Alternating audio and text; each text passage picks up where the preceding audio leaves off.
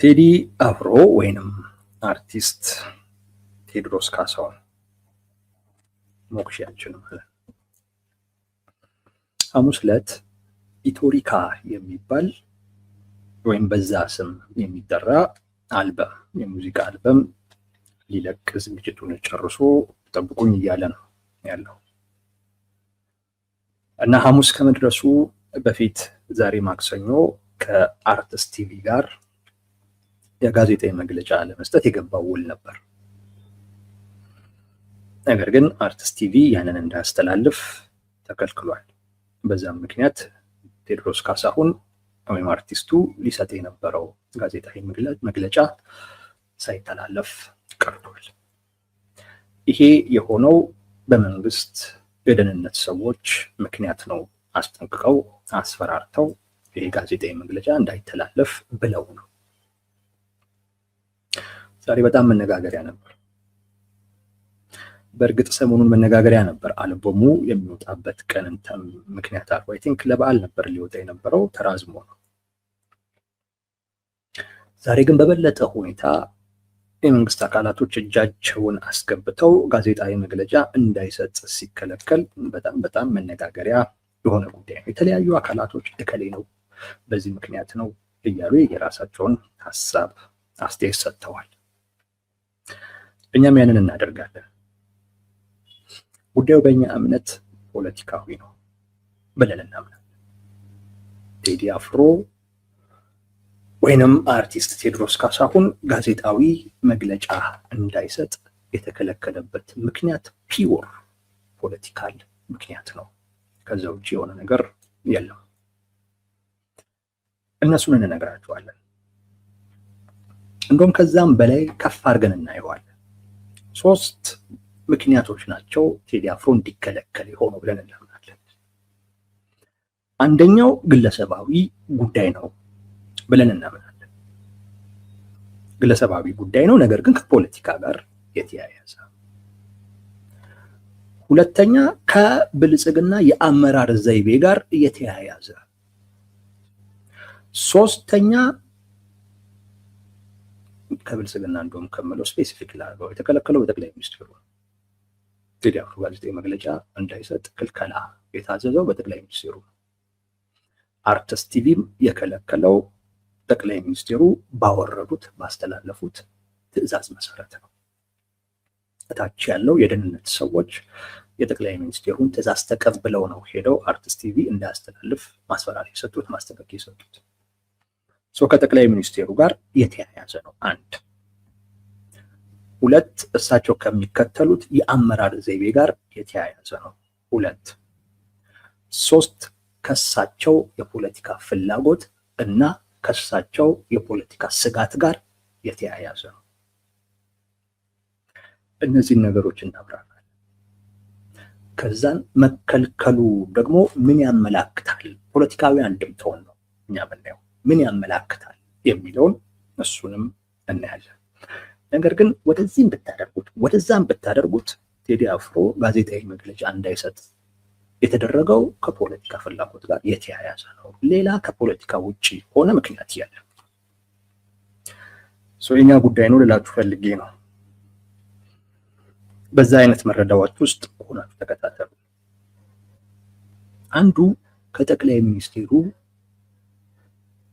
ፍላጎት ጋር የተያያዘ ነው እንደ ግለሰብ፣ ወይንም ከጠቅላይ ሚኒስትሩ ስሜት ጋር የተያያዘ ነው። ጠቅላይ ሚኒስትሩ ለቴዲ አፍሮ ወይንም ለአርቲስቱ ካላቸው ስሜት ጋር የተያያዘ ነው። ይህም በደንብ እናብራራዋለን። ጠቅላይ ሚኒስትር አብይ አህመድ ከራሳቸው በላይ በህዝብ ዘንድ ቅቡልነት ያለው የሚወደድ ሰው እንዲኖር አይፈልጉም።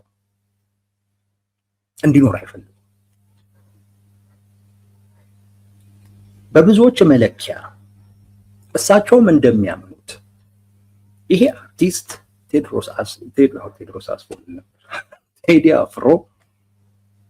አፍሮ ከእሳቸው በበለጠ አይነት ሁኔታ ተወዳጅነት አለው። ከእሳቸው በበለጠ አይነት ሁኔታ በህብረተሰቡ ዘንድ ቅቡልነት አለው። ይሄን እሳቸውም ያምኑታል። ባይዘው ግን የማልጠራጠር ምናልባት አንዳንዶቻችሁ ይሄ እናንተን ላያሳምናችሁ ይችላል። ግን በእርግጠኝነት ነው የምላችሁ ጠቅላይ ሚኒስቴሩ ግን ቴዲ አፍሮ ከእሳቸው በላይ እንደሚወደድ ከእሳቸው በላይ ቅቡልነት እንዳለው የህዝብ ተወዳጅነት እንዳለው ወይም ያንን እንዳተረፈ ያምናሉ። ይሄ ጥሩ ስሜት አይሰማቸው። ቴዲ አፍሮ ብቻ አይደለም፣ ማንም ሰው ከእሳቸው በላይ ቢወደድ ከእሳቸው በላይ በህዝብ ዘንድ ቅቡልነት ቢኖረው አይወዱም ጠቅላይ ሚኒስትር አብይ አህመድ። ይሄ እሳቸውን በሚመለከት ካደረግነው ክትትል በደንብ የተረዳ ነው ነበር። በደንብ የተረዳ ነው ጉዳይ። ጠቅላይ ሚኒስቴሩ በጣም ከፍተኛ የሆነ ጥርጣሬ ያላቸው ናቸው።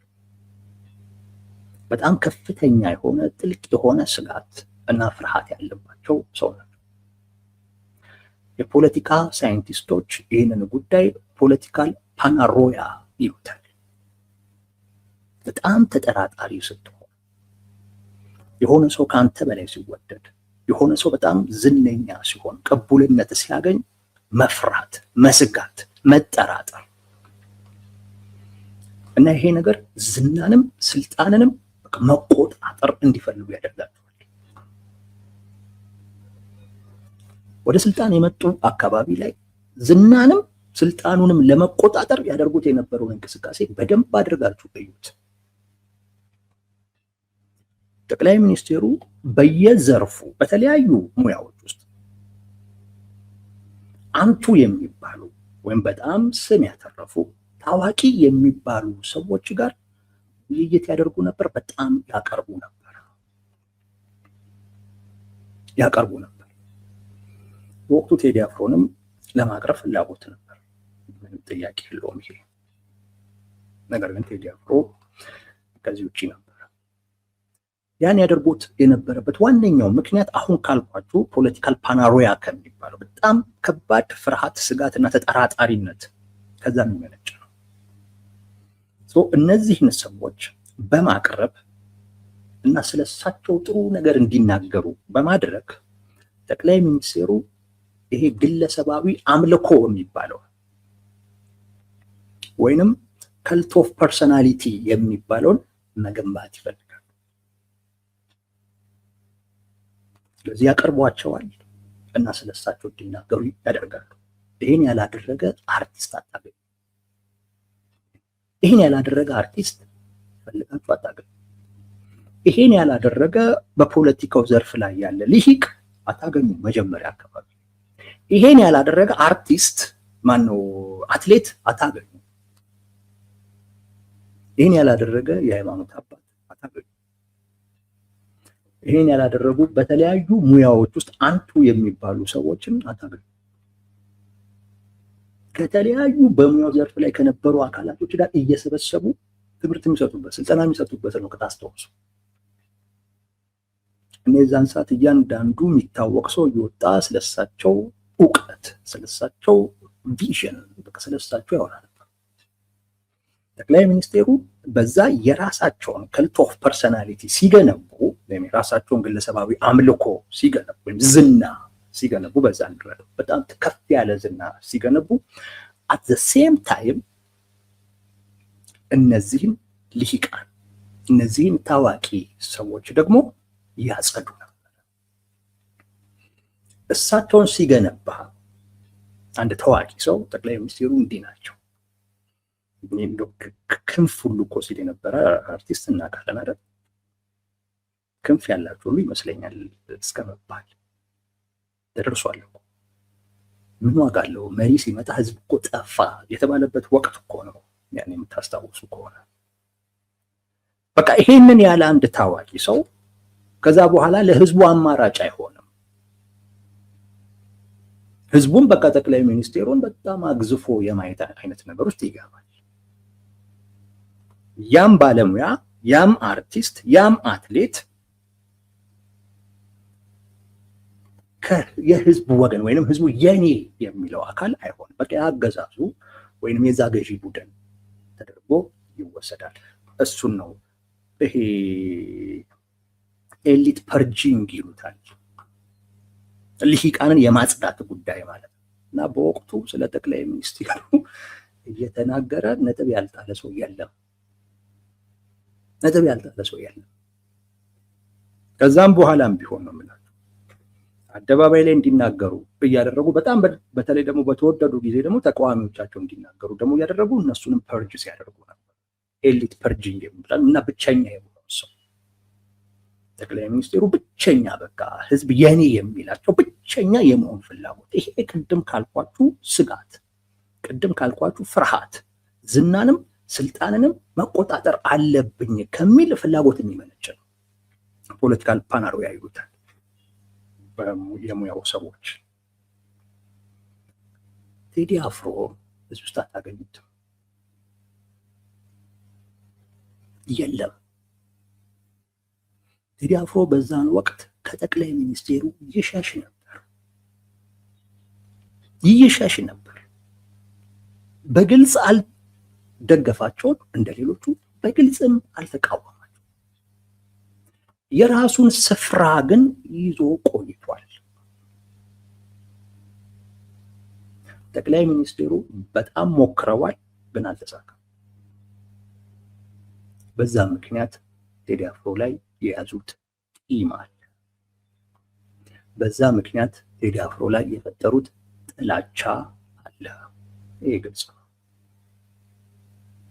ነው። ያኔ ብቻ አይደለም። ከቲፒኤልኤፍ ጋር በነበረው ጦርነት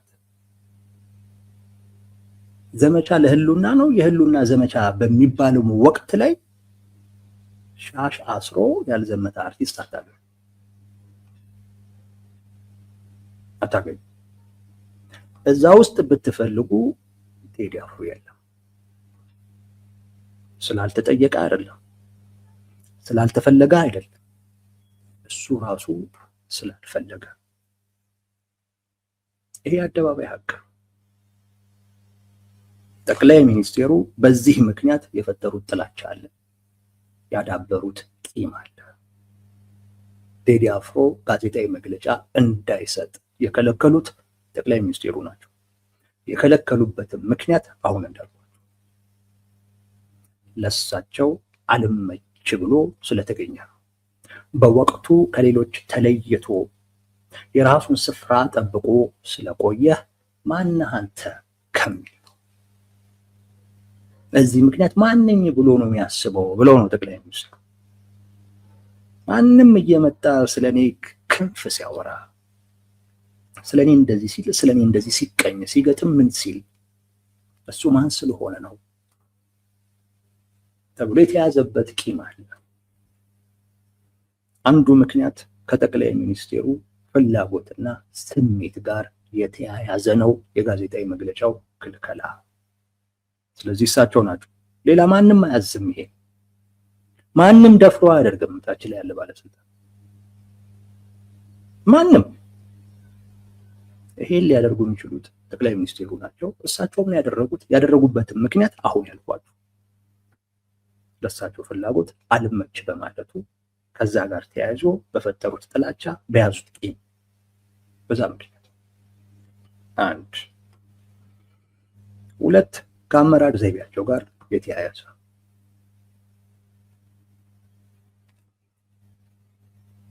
ብልጽግና ጠቅላይ ሚኒስቴሩ የሚመሩት አስተዳደር ባለሙያ አይወድም፣ ሙያተኛ አይወድም። ይሄ በደንብ ብታዩ በደንብ ቢገልጸው ባህሪ ነው።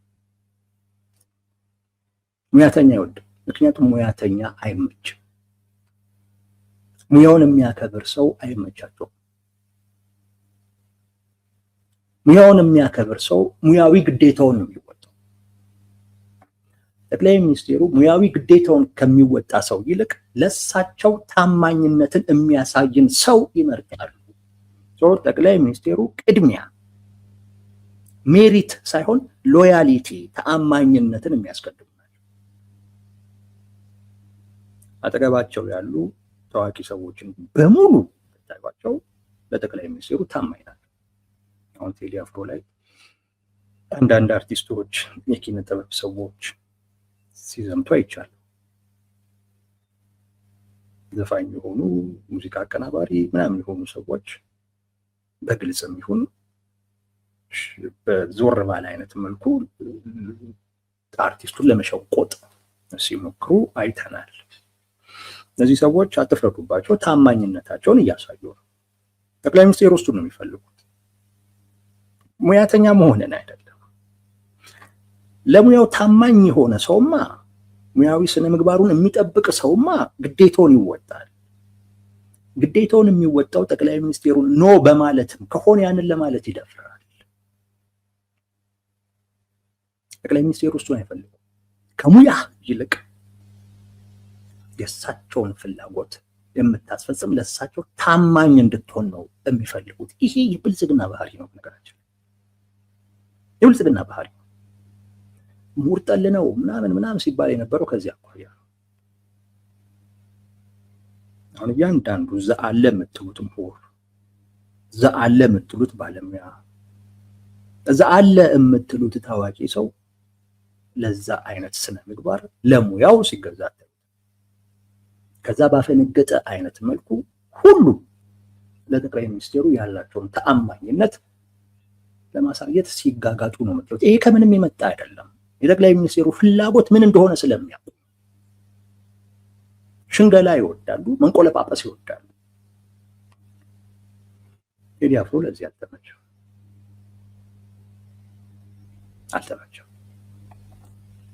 ሙያተኛ ነው፣ ሙዚቀኛ ነው፣ አርቲስት ነው። አርቲስት ለሙያው ተገዢ ነው የምትሉት የህዝብ ድምጽ ሲሆን ነው። የህዝብ ድምጽ ሲሆን ነው። የህዝቡን ህመም ሲያስተጋባ፣ የህዝቡን ተስፋ ሲያስተጋባ፣ የህዝቡን ፍላጎት ሲያስተጋባ፣ ሲገልጽ ነው። በግጥም በዜማ ቴዲ አፍሮን ካያችሁት ያ አይነት ሰው ነው። ድሮም ዛሬ ልትወደው ትችላለህ፣ ላትወደውም ትችላለህ፣ ልታደንቀው ትችላለህ፣ ላታደንቀውም ትችላለህ። ግን በእርግጠኝነት ይህን አትክድም። ቴዲ አፍሮ ለገዢዎች ሲያወደድ አታውቀውም። ለነሱ ሲያዜም፣ ለነሱ ሲዘምር አታውቀውም። ስለ ድሮ መሪዎች ያነሳል። ሰው ትውስታውን ይፈልጋል። አሁን ላይ ያለውን የህዝቡን ችግር ይገልጻል። ተስፋውን ይገልጻል። አሁን ለምሳሌ ኢትዮጵያ አንድነት፣ ዳህላክ ላይ ቤቴ ምናምን እኮ የህዝቡ ተስፋ ነው። ሌላ እኮ አይደለም። የህዝቡን ፍላጎት ይከተላል። ያንን ነው ሲገልጽ የምታየው በግጥሙ በዜማው። ባለሙያ ገዢዎች ጋር የማይመች ነገር ካለ እሱን ይናገራል። ህዝቡ እንዲነገርለት በሚፈልገው ልክ ይናገረዋል። ህዝቡ ህመሙ እንዲገለጽለት በፈለገው ልክ ይገልጽለታል ወይ ይሞክራል። ሰውም ሳቲስፋይድ ነው። በቃ ይገልጽልኛል ብሎ ያምነዋል። ምክንያቱም አርጎት ስለሚያውቅ። ጠቅላይ ሚኒስትሩ ባለሙያ አይወዱም። ምክንያቱም ባለሙያ ከእውነታው ጋር የሚቆም ነው። ወገንተኝነቱ ለገዢዎች ሳይሆን ለእውነታ ነው። አሰላለፉም ከገዢዎች ጋር ሳይሆን ከህዝብ ጋር ነው። ሁሌም ድምፅ የሚሆነው ለህዝብ ነው። የህዝብን ችግር ነው የሚያጋባው። የህዝብን ተስፋ ነው የሚገልጸው። የህዝቡን ፍላጎት ነው የሚገልጸው። ህመሙን ነው የሚጋራው፣ የሚገልጽለት። አርቲስት ማለት ያ ነው። አንድ ሙዚቀኛ ከአዝማሪ የሚለየው በዚህ ነው። አዝማሪ ለሸለመው ሁሉ ማሲንቆ የሚገዘግዝ ነው። ግጥም ያወርዳል፣ ምን ይላል? ለሸለመው እሱን ያሞግሳል። በቃ ሽልማ ለሸለመው። ሙዚቀኛ ግን የህዝቡን ስሜት ነው ያስተጋባው። ባለሙያ ስትሆን እንደዛ ነው። ቴዲ አፍሮ ባለሙያ ሙያተኛ ነው። ጠቅላይ ሚኒስትሩ የማይወዱት ለዛ ነው። ሙያተኛ ገዢዎችን እምቢ የሚልበት ወቅት አለ። ለህዝብ አይጠቅምም ብሎ ሲያስብ፣ ሙያዊ ስነ ምግባሪ አይፈቅድም ብሎ ሲያስብ ኖ ይላል። ጠቅላይ ሚኒስትር አብይ አህመድ እንዲህ የሚላቸውን ሰው አይወዱ። ይሄ ባህሪያቸው ነው። ይሄ ባህሪ በብዙ መንገድ የተገለጠ ባህሪያቸው። ቴዲ አፍሮ ጋዜጣዊ መግለጫው የተከለከሉ አንዱ በዚህ ምክንያት። ሶስተኛው ከጠቅላይ ሚኒስቴሩ የፖለቲካ ፍላጎት እና ከጠቅላይ ሚኒስቴሩ የፖለቲካ ስጋት ጋር የተያያዘ ነው። ቴዲ አፍሮ ፖለቲከኛም ባይሆን ነገር ግን ከአንድ የፖለቲካ ማህበረሰብ ጋር ተያይዞ ይታያል። ሙዚቃዎቹ የድሮውን በተለይ የአፄዎቹን ስርዓት ስለሚያወደስ በሙዚቃዎች ውስጥ የሚይዛቸው ነገሮች፣ የሚጠቀማቸው ምልክቶች፣ ለምሳሌ ልሙጡን ባንዲራ አሁንም ላይ ኢቶሪካ የሚለው ላይ ቶ የምትለው ነገር፣ እነዛ ነገሮች የሆነን የፖለቲካ ማህበረሰብ ይወክላል። በኢትዮጵያ ፖለቲካ ውስጥ አህዳዊ የሚባለውን የፖለቲካ ማህበረሰብ ይወክላል። እንደውም ብሔርተኞች ደግሞ ከአማራ ጋር አያይዘው ያዩታል። ሃይማኖተኞች ደግሞ ከኦርቶዶክስ ጋር አያይዘው ያዩታል። ምክንያቱም አሁን የነገርኳችሁ ነገሮች ከነዚህ በፖለቲካ መነጽር አሁን ከገለጽኳቸው ማንነቶች ጋር ወይም እነዛን ማንነቶች የሚወክሉ ናቸው። ልሙጡን ባንዲራ የሚይዘው አማራ ነው የሚመስለው። ብሔርተኛ እንደዛ ነው የሚያስበው። እና የሆነ ኦሮሞ ይዞት ካየ በጣም ነው የሚደንቅ። የሆነ ትግራዋይ ይዞት ካየ በጣም ነው የሚደንቅ። በጣም ቶ የሚለው በአብዛኛው ከኦርቶዶክስ ሃይማኖት ጋር የተያያዘ ነው። እነዚህ አካላቶች አህዳዊ ተብለው ይጠራሉ። ቴዲ አፍሮ በሙዚቆቹ፣ በግጥሞቹ፣ በዜማዎቹ የሚገልጻቸው ነገሮች፣ የሚጠቀማቸው ምልክቶች ምናምን ነገር የሆነ የፖለቲካ ማህበረሰብን የሚወክሉ ተደርገው ስለሚታዩ የዛ የፖለቲካ ማህበረሰብ አባል ተደርጎ ይቆጠራል። አሁን ደግሞ ጠቅላይ ሚኒስቴሩ ከዛ የፖለቲካ ማህበረሰብ ጋር ጸበኛ ናቸው። መጀመሪያ ላይ ስልጣናቸውን ለማጠናከር፣ ተቀናቃኛቸውን ለማዳከም ይሄ አህዳዊ የሚባለው አካል ጠቅሟቸዋል በደንብ። ቴዲ አፍሮም ይሄንን አህዳዊ የሚባል ኃይል ለእሳቸው ፍላጎትና ፈቃድ እንዲያስገዛ ተጠይቆ እምቢ ያለ ሰው ነው። ቂም የተያዘበትም አንድ በዛ ነው። ምክንያቱም ያ አህዳዊ የሚባለው የፖለቲካ ማህበረሰብ ይወደዋል። እንደ ንጉስም ነው የሚያዩት። አንዳንዶቹ ንጉስም ይሉታል። በዛ ደረጃ ነው የሚያዩት። ሰው ጠይቀውት እምቢ ብሏል። ግን በወቅቱ ግን ተጠቅመውበታል። አህዳዊ የሚባለውን የፖለቲካ ማህበረሰቡን ማለት ነው። ቴዲ አፍሮን ሳይሆን ያን የፖለቲካ ማህበረሰብ በተለይ ቲፒኤልኤፍን ሽባ አድርጎ ለማስቀመጥ ተጠቅመውበታል። ያን ከተጠቀሙበት በኋላ ግን ከዚህ ኃይል ጋር አሁን ጸበኛ ናቸው። ከቲፒኤልኤፍ ጋር ጦርነት ውስጥ የማይገቡበት አንዱ ምክንያት ከዚህ ጋር የተያያዘ፣ ሁለቱም ይሄ አህዳዊ የሚባለውን ኃይል በሚመለከት የሚያዩት በተመሳሳይ መንገድ ነው። ቲፒኤልኤፍን ብልጽግና የሁለቱ ጸብ ሁለቱን ያዳክማል። አህዳዊ የሚባለውን ኃይል ግን ሊጠቅመው ይችላል። የሱ ጦርነት ስላልሆነ ዝም ብሎ ማየት የሚችልበት እድል አለው።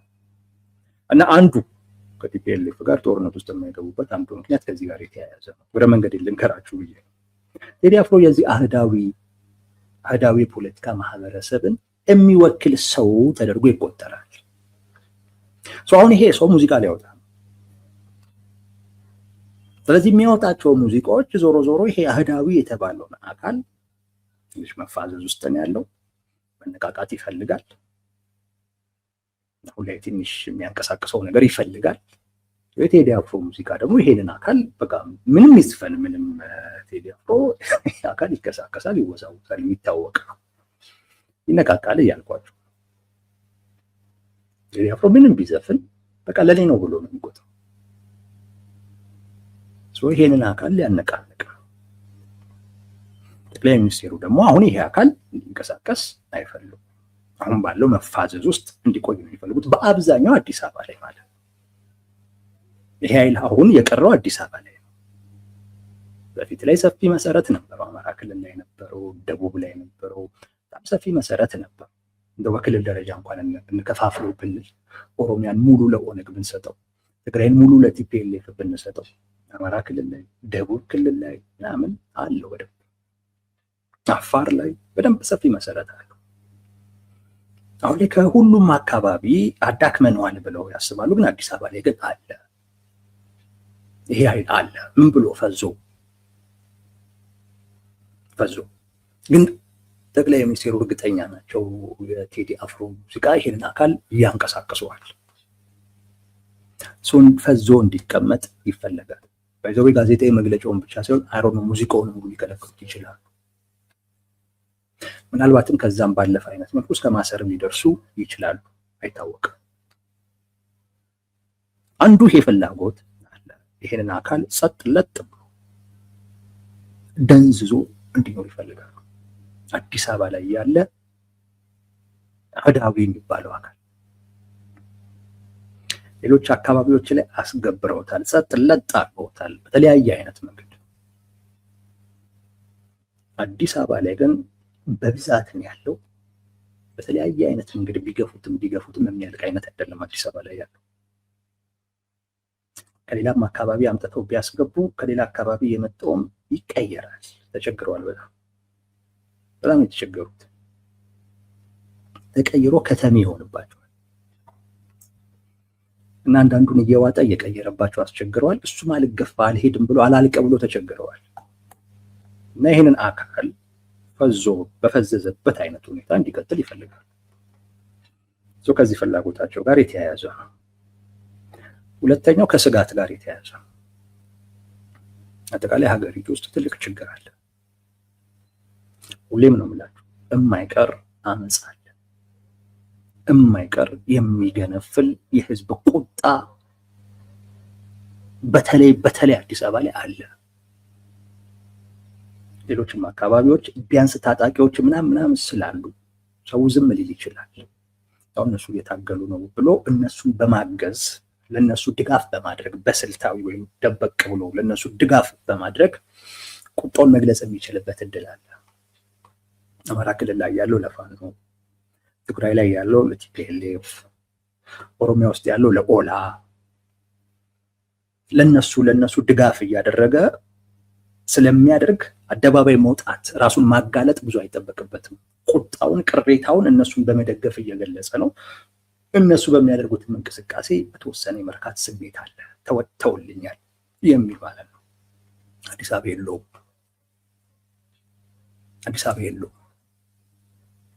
በደሉንም ቂሙንም መገፋቱን ዋጥ አድርጎ ከሚያዝ ውጭ አማራጭ የለውም። እና በተለይ አዲስ አበባ ላይ ያልኳችሁ እንጂ አጠቃላይ አመፅ የሚቀር ነገር አይደለም።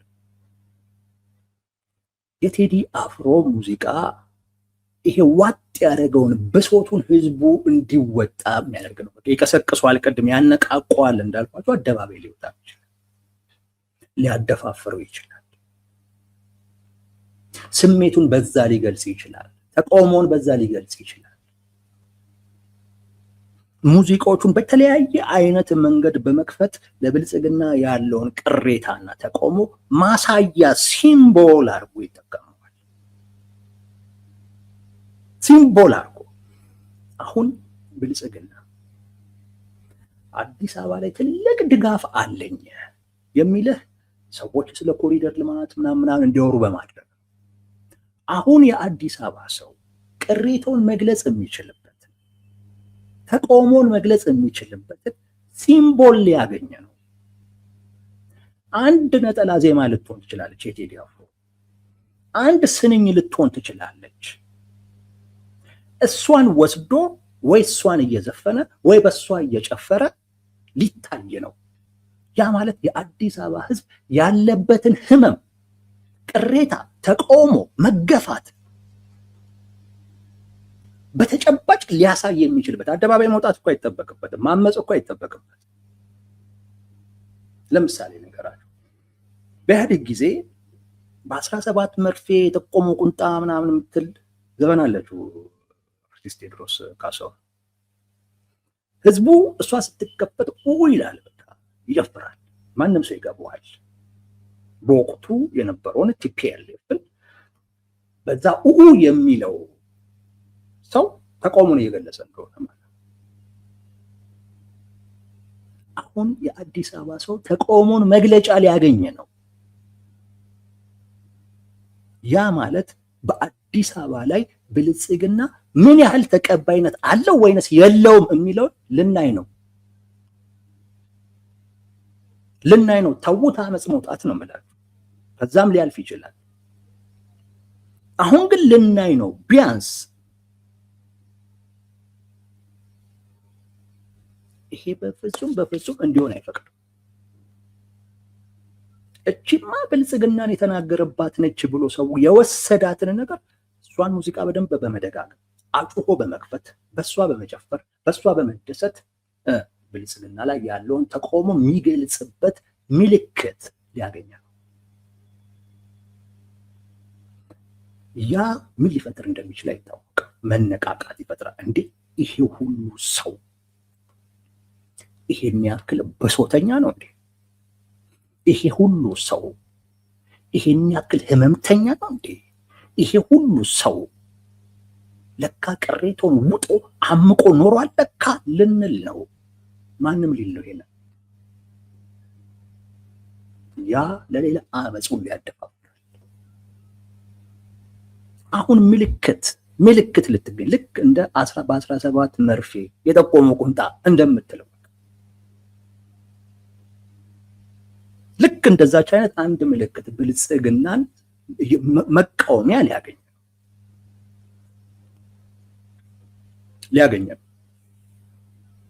እና እሷን ወይ እየከፈተ ወይ እሷን መንገድ ላይ እየዘፈነ ወይ እሷን በየሶሻል ሚዲያው እየጻፈም ሊሆን ይችላል። ብቻ የሆነ ነገር ሊያንጸባርቅ ተቃውሞውን ሊያሳይ ያ መለኪያ ነው።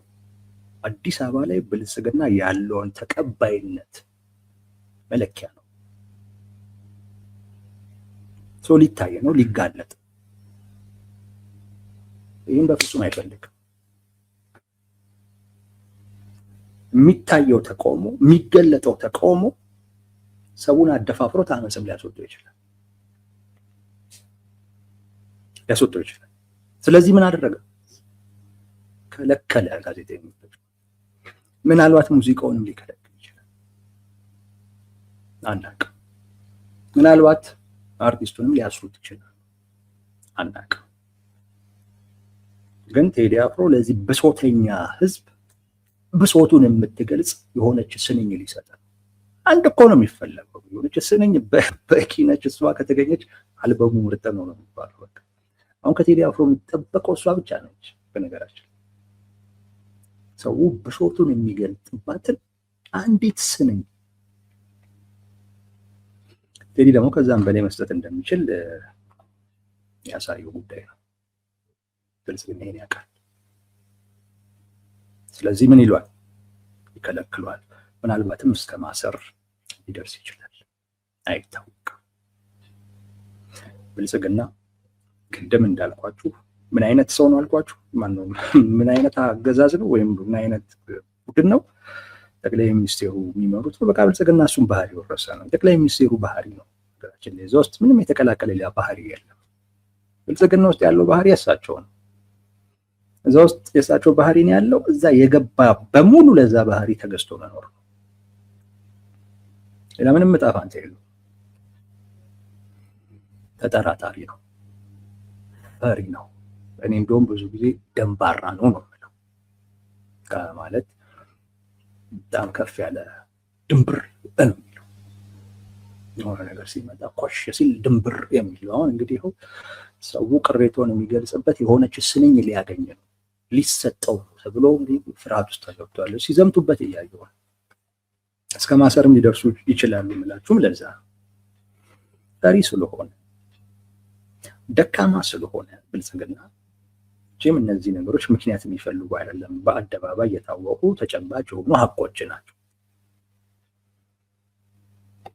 ሀገሪቱ ላይ ያለውን ፐርፎርማንስ የቁጥጥር ነገር ብታዩት ደካማነቱን ነው የሚነግረን። አንድ አርቲስት ዘፈን ሊያወጣ ነው ብሎ እንደዚህ አይነት ሽርጉድ ውስጥ መግባት ምን ሊባል ይችላል? መደናበርና መፍራት ካልሆነ በስተቀር ሌላ ምንም ሊሆን አይችልም። ፈሪ ነው፣ ደካማ ነው። ቅድም እንዳልኳችሁ ፓራኖያ ያለበት በጣም ተጠራጣሪ። ስለዚህ በህዝብ ውስጥ ሊመጣ የሚችልበትን አመፅ ወይንም አመፅ ሊጠራ የሚችልን ነገር በሙሉ በማፈን ነው ማስቀረት የሚፈልገው። በማፈን አመፅን የምታስቀርበት መንገድ ማፈን ብቻ አይደለም፣ ሌሎች አማራጮችም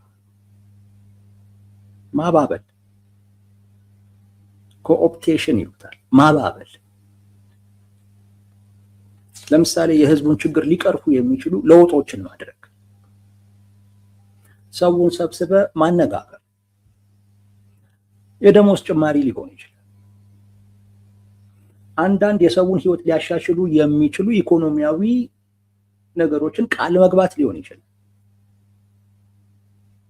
ህጎችን ማሻሻል ሊሆን ይችላል። ብቻ ህዝቡ ሊያምጽ የሚችልበትን ነገር ሊቀርፍ እንደሚችል መንግስት በዛ ደረጃ ለመቀየር ዝግጁ መሆኑን ማሳየት ሊሆን ይችላል። ይሄ እንደማባበል። ብልጽግና ይሄንን መንገድ አይመርጥም። ለምን? ይሄንን አንደኛ የትንሽ ጠንከር ያለ መሪ ይፈልጋል። ግን ሁለተኛና ዋነኛው ግን ይሄን ቢያደርግ ደካማ ነው እባላለሁ፣ ይሄን ባደርግ ፈሪ ነው እባላለሁ። ያ ደግሞ ማለት ተቃዋሚዎች የሚሉኝን ነገር ሆኜ መገኘት ነው። በትክክልም ፈሪ ነው ልባል ነው፣ በትክክልም ደካማ ልባል ነው። ስለዚህ ምን ይፈልጋል? ፈሪ ነው፣ ደካማ ነው። ነገር ግን ያንን ደግሞ መሸፈንና መደበቅ ይፈልጋል። ጠንካራ መስሎ ደፋር መስሎ መታየት ይፈልጋል። እንደዛ እንዲታይ የሚያደርግለት ምኑ ነው? ማፈን ነው። ሪፕሬሽን፣ መጨቆን ማለት ነው። መጨቆን በተለያየ አይነት መንገድ። ይሁን ቴዲ አፍሮ ጋዜጣዊ መግለጫ እንዳይሰጥ ተከለከለ። ይሄ አፈና ነው። ይሄ ጭቆና ነው። መስፈን መብቱ ነው።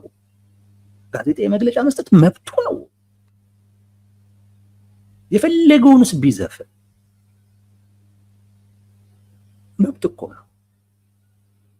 ብልጽግና ምንድን ነው የሚያደርገው? ይሄንን መብት ከማክበር ይልቅ ቴዲ አፍሮ በሚዘፍናቸው ዘፈኖች ሊመጣ የሚችለውን ነገር ሊያስቀር የሚችል ለውጦችን ከማድረግ ይልቅ ቴዲ አፍሮን ማፈን ነው የሚፈልገው። ማፈን ነው የሚፈልገው። በዛ ምን ሆኖ እታያለሁ ብሎ ነው? ጠንካራ እንደሆነ። በዛ ምን ተደርጎ እታያለሁ ብሎ ነው? ደፋር እንደሆነ ተደርጌ እታያለሁ። ለዛ ነው አሁን ጸረ ሰላም ምናምን እየተባለ ከውጭ ኃይሎች ጋር ምናምን አይነት አጀንዳዎች እየተፈጠሩ ሰሞኑንም በደንብ ይፈጠራል። ታያላችሁ። ያገናኙታል። አመጽ ሊጠሩ ካሰቡ አካላቶች ጋር ያገናኙታል። ጸረ ሰላም ከሚሏቸው አንዳንድ ጽንፈኛ ከሚሏቸው አካላቶች ጋር በደንብ ያገናኙታል። ዘመቻ ተከፍቶበታል። የበለጠ ተጠናክሮ ይቀጥላል። የበለጠ ማለት የደህንነት መዋቅር፣ የጸጥታ መዋቅርን በታማኝ ሰዎች እየያዙ ነው። ከዚህ ቀደም ነገር ያለው የአዲስ አበባ ፖሊስ ኮሚሽን ኮሚሽነሩ አሁን ጄኔራል ናቸው። የመከላከያ ጄኔራል ጠቅላይ ሚኒስቴሩ ናቸው የሾሙት። ከህግ ውጪ በሆነ አይነት መልኩ፣ ከሙያው ውጪ በሆነ አይነት መልኩ ህብረተሰቡን እንደ ጠላት ሊያይ የሚችል የመከላከያ ጄኔራል ነው የአዲስ አበባ ፖሊስ ኮሚሽን ኮሚሽነር እንጂ ህብረተሰቡን ኮሚኒኬት አድርጎ የፖሊስ ሙያ እሱን ስነ ምግባር ስርዓቱን በጠበቀ አይነት መልኩ ህግን ሊያስከብር የሚችል ሳይሆን ይሄን ካላደረክ ጠላት ነህ ብሎ መሬት ላይ ተኝቶ ያነጣጠረህ ሊመታ የሚችል ሰው ነው ፖሊስ ኮሚሽኑን እየመራ ያለው። አስቀድሞ እስሮች ሊኖሩ ይችላል። አስቸኳይ ጊዜ አዋጅም ሊታወጅ ይችላል በሂደት። መንግስት እየሰጋው ያለ እየፈራው ያለ ብቻ ግን ሊያስቀረው ግን የማይችል የህዝብ ብሶት የመጣ ነው። የቴዲ አፍሮ ጋዜጣዊ መግለጫ እንዲቀር የተፈለገው ከዛ ጋር በተያያዘ ሙዚቃውን ማስቀረት የሚችሉበት እድል ካለ እሱን ይሞክራሉ። ከተለቀቀ ያ እድል ስለሌላቸው ነው ማለት ነው። ከነሱ ቁጥጥር ከነሱ አቅም በላይ ስለሆነ ነው ማለት ነው እንጂ በተቻላቸው መጠን ቢለቁት ይመርጣሉ። ተንኮለኛ አካሄዶችን ይሄዳሉ። ከአንድ ቡድን ከአንድ ሃይማኖት ጋር አርቲስቱን ማያያዝ፣ ይሄ የተለመደ አሁንም እየተደረገ ያለ ጉዳይ ነው። አንድ የህዝብ እንቅስቃሴ አመፅ ውጤታማ ሊሆን የሚችለው አብዛኛውን የህብረተሰብ ክፍል ሲያቅፍ ነው። ስለዚህ ያንን ህብረተሰብ ክፍል ሊከፍል የሚችል አይነት አካሄዶችን ሊከተሉ ይችላሉ። የድሮን ስርዓት ሊያመጣብህ፣ ኦሮሞ በታሪክ ውስጥ ያገኘውን ድል ሊነጥቀው ምናምን የሚሉ አይነት ነገሮች በደንብ ሊመጡ ይችላሉ። እንዲህ አይነት መንገዶችን ነው የሚከተለው ብልጽግና። ከዛ ውጪ ቅድም እንዳልኳችሁ ለህዝቡ ተስፋ ሊሰጥ በሚችል አይነት መልኩ የህዝቡን ቁጣ ለማለዘብ አይሞክርም። አሁን በቴዲ አፍሮም ላይ ያደረገው ጉዳይ አፈና ነው። አፈናውን እያጠናከረ ነው። ነገ ከነገ ወዲያ አፈናውን ሊያጠናክር የሚችልባቸው ሌሎች ነገሮች ይኖራሉ። እነዛ ነገሮች አመፁን ያስቀሩታል ወይስ ያፈጥኑታል የምናየው ነው። ግን ደንባራ ስለሆነ የሚወስዳቸው እርምጃዎች የማስቀረት እድል ብዙም አይኖራል። እነዚህ ናቸው ቴዲ አፍሮ ጋዜጣዊ መግለጫ እንዳይሰጥ የተከለከለበት ምክንያት። ይሄ ክልከላ ግን ጋዜጣዊ መግለጫውን በመስጠት ብቻ ይቆማል ተብሎ አይታሰብም። ምናልባት ሙዚቃውንም ላንሰማው እንችላለን፣ ያን ማስቀረት የሚችሉበት እድል ካለ። ከዛም ባለፈ ግለሰቡንም ሊያስሩት ይችላሉ። የሚታወቅ ነገር የለም። ያ ግን የመሆን እድል እንዳለው ነው የሚሰማኝ። ምክንያቱ ምንድን ነው? ጠቅላይ ሚኒስቴሩ በሚፈልጉት አይነት መልኩ ስላልተገኘላቸው በዛም በቋጠሩት ቂም ምክንያት ነው የተከለከለው። አንድ ሁለት ባለሙያ በመሆኑና ለሳቸው የአስተዳደር ዘይቤ ባለመመቸቱ ምክንያት አሰላለፉም ምኑም ከህዝቡ ጋር በመሆኑ ምክንያት። ሶስት አሁን ካላቸው የፖለቲካ ፍላጎትና ከፊት ለፊታችን ይመጣል ብለው ከሚያስቡት የፖለቲካ ስጋት ጋር የተያያዘ ነው። ለምን ከለከሉት? በእነዚህ ሶስት ምክንያቶች። ማን የከለከለው? ጠቅላይ ሚኒስትር ዶክተር አብይ አህመድ ናቸው። እሳቸው በሰጡት ትዕዛዝ፣ እሳቸው ሄደው አይደለም፣ እሳቸው በሰጡት ትዕዛዝ ነው የተከለከለው። ይሄን ክልከላ ተከትሎ በህዝቡ ውስጥ የተፈጠረው ስሜት በብልጽግና ዘንድ የሚፈልግ አይነት ስሜት አይደለም። እንደውም ብዙዎች ሐሙስን የበለጠ እንዲጠብቁት እየሆኑ ነው ያሉት። እኛ እንዳየነው ማለት ነው። እኛ እንዳየነው ብዙዎች ሐሙስን በጣም እየጠበቁት ነው ያሉት። የሚታወቁም ሶሻል ሚዲያ ላይ እንዳለ እየተንቀሳቀሰ ያለው ሐሙስ ዘገየ እያለ ነው። በጣም ከባድ ትልቅ የሆነ ጥበቃ ነው እየተፈጠረ ያለው። አይሮ ነው ቴዎድሮስ ካሳሁን ቴዎድሮስ አስፎን እንልላለውና ቴዎድሮስ ካሳሁን በዛ ልክ ዴሊቨር ያደርገዋል ወይ አላውቅም። ብቻ ግን ሰው የሚፈልገውን አግኝቷል። አሁን ላይ የሚፈልገውን አግኝቷል። ሙዚቃው በዛ አይነት መልኩ ሰውን ያስደስት። አሁን ሰው ያንን አይፈልግም። ድሮም የፈለገው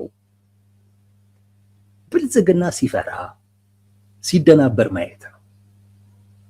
በቃ የፈለገው ይሄንን ነው። በነገራችን ላይ የፈለገው አንዲት ስንኝ ነች እንዳልኩ። በቃ እሷን ይዞ ተቃውሞውን መግለጽ ነው የፈለገው። ልክ እንደ 17 መርፌ አይነት ነገር እሷን ፈልጎ ያገኛል።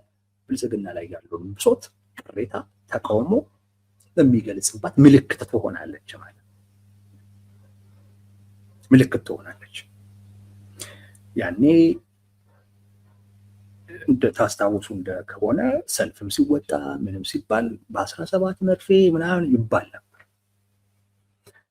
ያው ስልጣንም ላይ ያለው አካል እኔን ነው ብሎ ይገባዋል፣ ያውቃል። ደግሞ ግልጽም ነው፣ ዛትማችሁ ስብስብም አይደለም። ሰው እዛ ስልጣን ላይ ያለውን አካል እንደሆነ በደንብ ጠንቅቆ ያውቃል። የተቃውሞ መግለጫ ምልክት ሆናለች። አሁን የሚፈልገው እሱ ነው።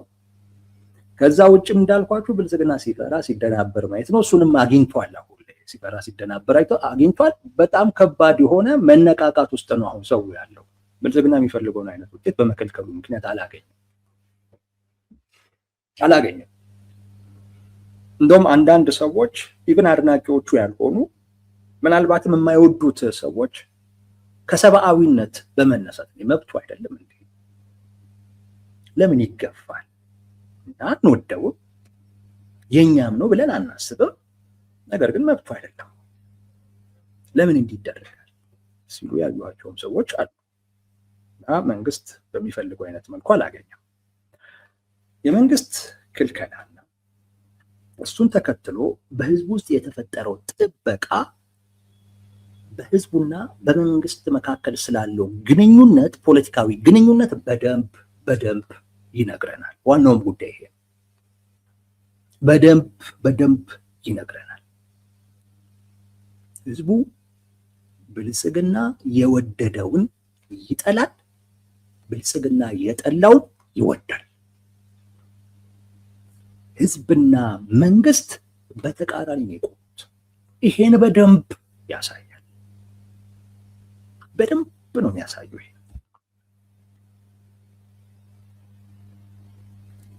ብልጽግና እንደሚለው አይደለም።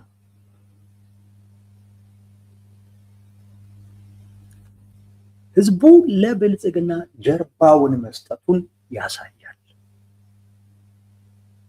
ብዙ ጊዜ መንግስት የወደደውን ህዝብ ከጠላ፣ መንግስት የጠላውን ህዝብ ከወደደ በቃ ህዝብና መንግስት ተነጣጥለዋል። ይህን በደንብ ይነግራል። በስልጣን ላይ ያለውን ቡድን ህዝቡ የኔ ነው ብሎ አያስብም። ስለኔ የሚሰራል ብሎ አያስብም። አያምነውም፣ ይጠረጥረዋል። በፍጹም አያምነውም። የኔ ብሎ አይወስደው። ይሄ መንግስት የሚሰራው፣ ይሄ ቡድን የሚሰራው ለራሱ የፖለቲካ ትርፍ፣ ለራሱ የፖለቲካ ስልጣን እንጂ ለኔ ነው ብሎ አያስብም።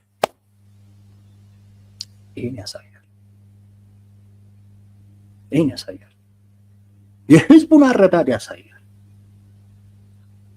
ለኔ ነው ነገሮች እየተሰሩ ያሉት የሚለውን አያስብም። ለራሱ የፖለቲካ ትርፍ ነው፣ ለራሱ ስልጣን ማራዘሚያ ነው።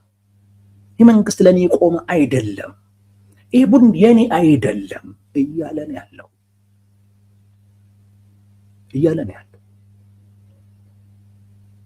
አይታችሁ ከሆነ አሁን እንደው ቴዲ አፍሮ እንደምሳሌ እንውሰደው። በእርግጥ ህዝቡ ቴዲ አፍሮን ለመውደድ መንግስት እስኪጠላው ድረስ አይጠብቅም።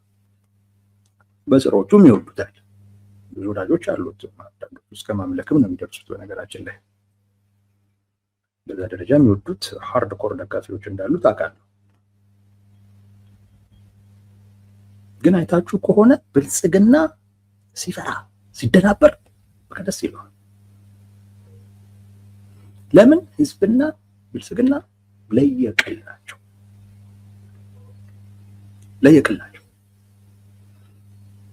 ፍላጎታቸው የተለያየ ነው።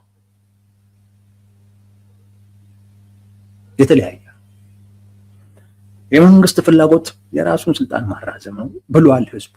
ለኔ ፍላጎት ቅድሚያ አይሰጥም እያለ ነው። በነገራችን ላይ ብልጽግና ጆሮ ካለው ይሄ በጣም የሚሰማ ድምፅ ነው።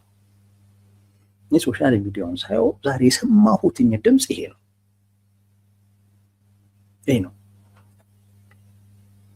እና የሆነ ትርክት እየፈለገ ነው ሰው። በመንግስት ሚዲያዎች የሚባለው የመንግስት ባለስልጣናት የሚሉት ነገር ሪያሊቲውን የሚገልጽ አይደለም። ህመሜን፣ ብሶቴን፣ ችግሬን የሚገልጽልኝ የሆነ ነገር እፈልጋለሁ እያለ ነው። ያ ማለት የመንግስት ትርክት እውነታው ላይ የለም ማለት ነው። አሁን ሰው ብሶቱን የሚገልጽለት ነገር ነው እየፈለገ ያለው። በቃ ከቴዲ አፍሮ ደግሞ ይሄን ይጠብቃል ብቻ አይደለም፣ ከሱማ ይሄን አገኛለሁ ብሎ ያምናል። አሁን ደግሞ መንግስት ደግሞ እንትን ሲለው የበለጠ እንደሚያገኝ እርግጠኛ ነው። ይሄ ህዝቡ ያለበትን የብሶት ደረጃ፣ የህመም ደረጃ እውነት ነው የሚያሳየው እና ተቃውሞውን የሚገልጽበት መንገድ እንዴት እንዳጣ ይህ ህዝብ እንዴት እየፈለገ እንደሆነ፣ እንዴት እየተጠማ እንደሆነ ይህን መንግስት የሚያናድድበት፣ ተቃውሞውን የሚገልጽበት፣ የሚተነፍስበት የሆነች ስንኝ የፈለገ ነው። ያ ማለት ብልጽግና በየሚዲያው የሚያስወራው ትርክት ውሸት ነው ማለት ህዝቡ ደስተኛ አይደለም። ደስተኛ የሆነ ህዝብ የኔን ስሜት ህመሜን ይገልጽልኛል ብሎ የሚያስበውን ሰው እስኪ ተነፍስ አይጠብቅም። ከዛ ውጭም ደግሞ ያ አካል ተከለከለ አልተከለከለ ግድም አይሰጠው። ግን የህዝቡን ችግር በደንብ አድርጎ ያለበትን ሁኔታ በደንብ የሚያሳይ ነው እና ይሄ በህዝብና በመንግስት መካከል ያለው ልዩነት በጣም እየሰፋ መሆኑን የሚያሳይ ነው። የቴዲ አፍሮ ሙዚቃ ሳይለቀቅ በፊት የሚጠበቅበትን አይነት ውጤት አምጥቷል ማለት ይቻላል በፖለቲካው ቋንቋ። አንዳንዶች ለሙያው ፍቅር ያላቸው ሰዎች ሙዚቃዎቹን፣ ግጥሞቹን ምናምን መስማት ሊፈልግ ይችላል። ግን ተቃዋሚው ኃይል ግን በበቂ ሁኔታ የአዲስ አበባ ሰው በተለይ ምን አይነት ብሶት ውስጥ እንዳለ ተቃውሞውን በምን አይነት መልኩ ለመግለጽ እንደተቸገረ የተረዳበት እና ህዝብና ገዢ ቡድን ጀርባ ለጀርባ እንደሆኑ በጣም እንደተነጣጠሉ ልዩነቱ እንደሰፋ ማየት ይቻላል። ሙዚቃው ደግሞ ሲለቀቅ የበለጠ ሰው በዛ ሙዚቃ ሲደንስ በተለይ ብልጽግና ነክቷል ተብላ በምትታሰበው ነገር እሷን በደንብ ሲያስተጋባ በእርግጠኝነት ታዩታላችሁ። ያ ማለት ምን ያህል የአዲስ አበባ ሰው ብሶት ውስጥ እንዳለ ያሳያል ማለት ነው። ሲምቦል ነው እየፈለገ ያለው። ብልጽግናም ያቺን እንዳያገኘ ነው ጥረቱ። ይሳካለታል አይሳካለትም የምናየው ጉዳይ ይሆናል። የቴዲ አፍሮ ጋዜጣዊ መግለጫ ግን የተከለከለው በጠቅላይ ሚኒስትሩ ነው። ለእሳቸው ባለመመቸቱ ምክንያት እሱ ላይ ባላቸው ቂም፣ ሁለተኛ እሳቸው ታማኝነት እንጂ ባለሙያ ወይም የሙያ ስነ ምግባሩ ወይም ሙያዊ ግዴታውን የሚወጣ ሰው ባለመፈለጋቸው፣ ሶስተኛ ነገር ቴዲ አፍሮ ከሆነ ለእሳቸው አሁን ጠላት ተብሎ ከሚታሰብ የፖለቲካ ማህበረሰብ ጋር የሚመደብ በመሆኑና እንደ አራተኛ ውሰዱት ቴዲ አፍሮ ምናልባት ለህዝቡ የህዝቡን ብሶት ምሬት የሚገልጽ ነገር ይሰጣል። ያም ደግሞ ለህዝቡ ተቃውሞ መግለጫ መሳሪያ ይሆናል። ያ ደግሞ ነገ ከነገ ወዲያ አይቀሬ የሆነውን አመጽ በደንብ ሊያቀጣጥል፣ ሊያነቃቃል፣ ሊያቀርበው ይችላል ከሚል ስጋት በእነዚህ ምክንያቶች ነው የከለከለው። ከመከልከሉ ጋር በተያያዘ በህብረተሰብ ውስጥ ዘንድ የተፈጠረው ጥበቃ እና ለቴዲ አፍሮ ያሳየው ውግንና በመንግስትና በብልጽግና መካከል ያለው ልዩነት በጣም ሰፊ መሆኑን የሚያመላክት ነው። ማጠቃለያችን ነው ይኸው ነው ወዳጆች።